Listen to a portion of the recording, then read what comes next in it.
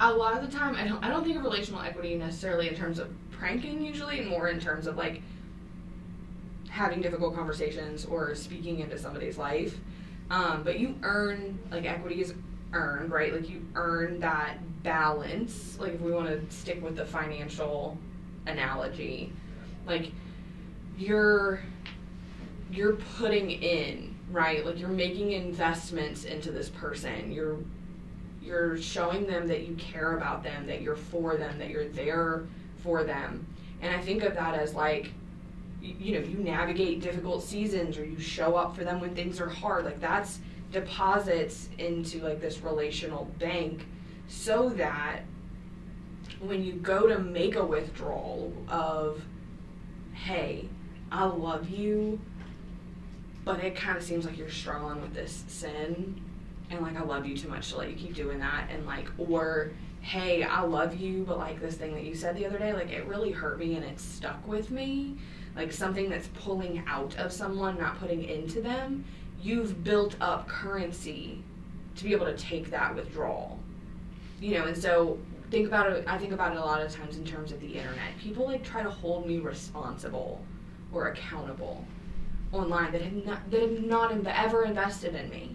Mm-hmm. So you're trying to withdraw from a zero balance. I don't trust you.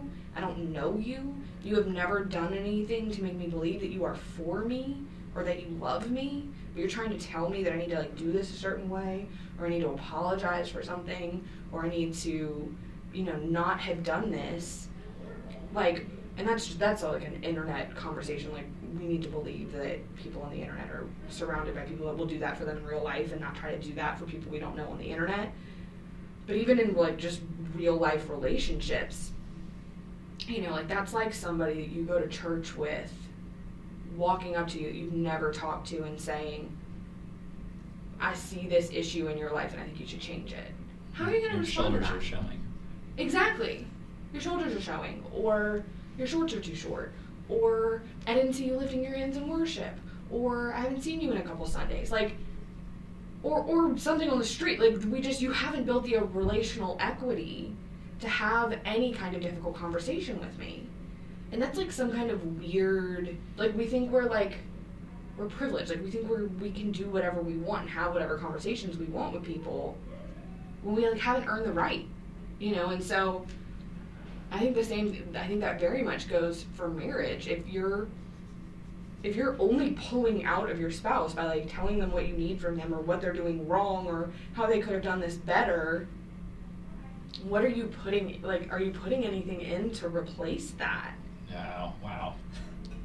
I mean, in our hardest season, we weren't. We were just being very critical of one another and telling each other what we needed and what they weren't doing and how they were doing it wrong, and never replacing it with, like, thank you, or, like, you're a great dad, or the way you showed up for this was so helpful, and so I think that's like that spans far beyond just marriage.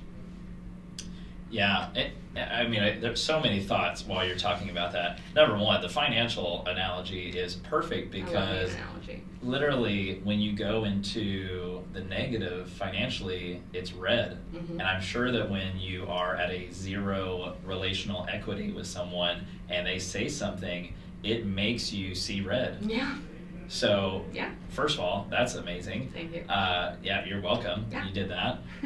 But the second thing, like, so I'm thinking, okay, if I say something to someone, family member, someone I'm in a relationship, a friend, in the beginning of our relationship that might upset them, that might, like, hurt their feelings, but then, like, 5 years later I say it after I've built that relational equity, it doesn't hit as hard. Exactly. And, like, I hope that people... I think that was one of the biggest takeaways for me when I heard that and that concept, because I was like, man, that's so true and that's so good, is that you can build such a relational equity with someone that you might slip up. I mean, I am a loose cannon with this mouth of mine, and I will say the dumbest things. Yeah. The other day I had to apologize because we're talking about Halloween costumes, and I had a huge mustache at the time, and they were like, you should be Ted Lasso. I was like, oh, that'd be great. And then I was like, wait, Ted Lasso's not like with someone, so I'm thinking of a costume for Ashley. Yeah. And I'm like, well, who could she be as my partner? And I'm like, oh, you could be the dog, because that's the mascot of the team. I know, that was her reaction too. Not very happy, but it's like, I think if I would have said that, in the beginning, there wouldn't be a relationship. 100%. And I'm sure, I hope that in 5 years, if I say that, she's just like, you're an idiot. You're an idiot. Yeah, exactly. Yeah. Because, it was embarrassing because we're in front of our friends, and I'm not thinking that. But so that's another important part of it as well, is assuming the best about the person that you're with. Right. Which is hard. Really hard, especially I think for certain personality types. So like in that moment, like she can choose to be like, he just called me a dog, or she can choose to think he's an idiot, he's a man, he doesn't think before he talks, and let it go. You know? So there's two sides to that. The relational equity, yes, but also the like, he's not calling me a dog. We wouldn't be engaged if he thought I was a dog. You know?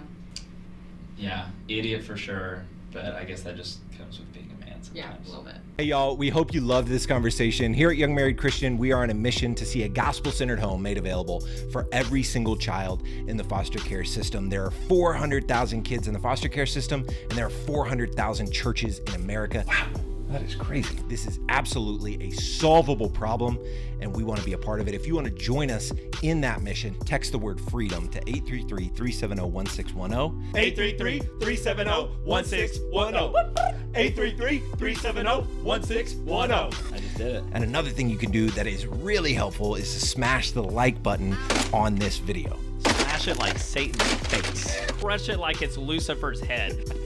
It really helps us a ton, so smash that like button, subscribe to this channel. That's it. Smash the like button on this video.